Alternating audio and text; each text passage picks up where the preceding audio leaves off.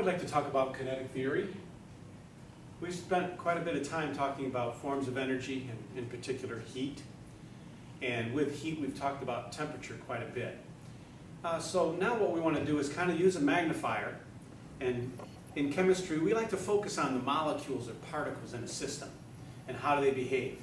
So this is where the kinetic theory comes in. And in particular, we usually focus on gases, because gases change the most of the states, between solid, liquid, and gas. They all are affected by various factors, but gases in particular. So we're going to focus on that. And so the kinetic theory itself involves these three factors: pressure, volume, and temperature, as well as many more, but we focus on these. And ultimately, let's say we let this be a molecule of gas. Of course, this is huge. This is 1 trillion times bigger than a real gas molecule that's in this room. But you can see that if I drop this, it goes in a straight line. And we can imagine if it goes about 1/6 of the speed of light, super fast, it would be bouncing off of everything. See how it's colliding off the bottom here? It can collide off the wall, okay? So collisions that occur are actually pressure. That's how we measure pressure. We talk about collisions. That's part of the kinetic theory.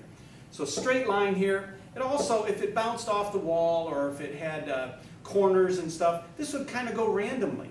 And we say that the kinetic theory the molecule would also go continuously. So we have continuous, random, straight line motion. Kind of like this super ball would have if we could let it go and shoot it super fast. When it comes to volume, volume means you have the volume of this actual particle. Of course, these particles are extremely small. They're 1/10 millionth of a meter in diameter. And so we like to say that the volume of this gas molecule has really no comparison to the space that it takes up. In real life it does, but for the theory, we say that volume really can be ignored for the size of the particle compared to its container. And then we've already talked about temperature in detail. It's the actual how fast do these molecules go, and it takes the average of those. In real life, of course, this theory doesn't work. There is some volume in this particle. They do have some attraction toward each other. This theory says that there's no attraction between the particles, but there are. And for instance, we know that a solid, like the tables that are in our rooms and this board here, they're solid. The attraction between the molecules there is quite strong. If we turn it into a liquid, like what I have in here, I've got liquid in here, the attractions are still pretty strong, but they're not as strong as a solid because they can move. Like if I take this out, you can see this can move. And then a gas, the particles are pretty much random altogether. They're going all over the place, not strong attractions whatsoever. Another interesting thing now is if we focus on the three different states: gases, liquids, and solids. And again, gases are the most changeable. So let's look at that. A gas, its volume can change a lot. Like you look at this can, you've all heard of silly string. This is an aerosol can, so they pressurize stuff in the can, and you can see what happens here.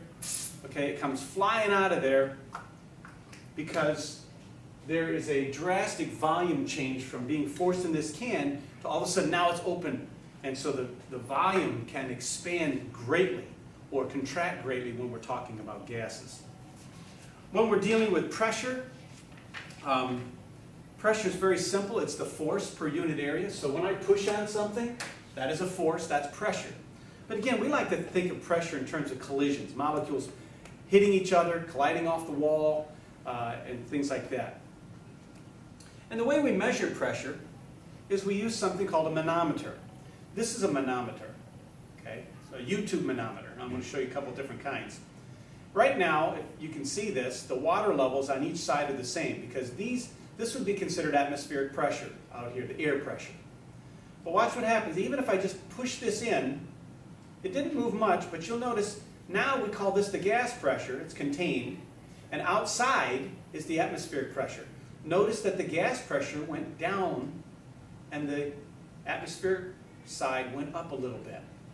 So based on the whole definition of pressure, which is force, okay, the gas pressure must be more than the atmospheric pressure because it pushed more. Okay, now I'm going to cheat a little bit. so it's more obvious. Okay? Now you can see that it's way down here versus up here, okay, in this manometer. The gas pressure is clearly more than the atmospheric pressure because it pushes more.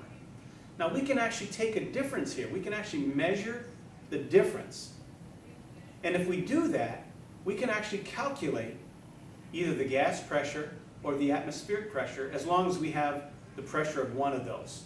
Standard pressure has a lot of values, but the one we use in chemistry is 1 atmosphere, which is sea level. That is also equal to 760 millimeters of mercury. And the guy who came up with this was named Torricelli.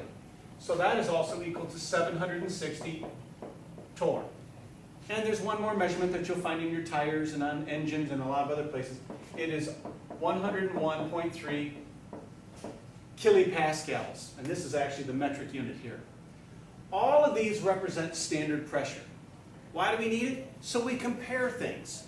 And notice here that it's millimeters of mercury. Okay? So mercury is our substance that we use. And the reason it's got a very, very high density, a high specific heat, it's a very stable substance in terms of measuring pressure.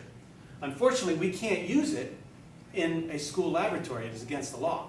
So we have to then be able to convert not only one pressure into another using factor labeling, but also, since we can't use mercury here, we often will use like alcohol in our thermometers. Doesn't work as good as mercury. Or we'll use water in our manometers, which is a form of, like barometer is a form of a manometer. Okay, and I'm going to show you one in just a minute. And so when we calculate pressure, this has got water in it. So we have to actually calibrate that to millimeters of mercury.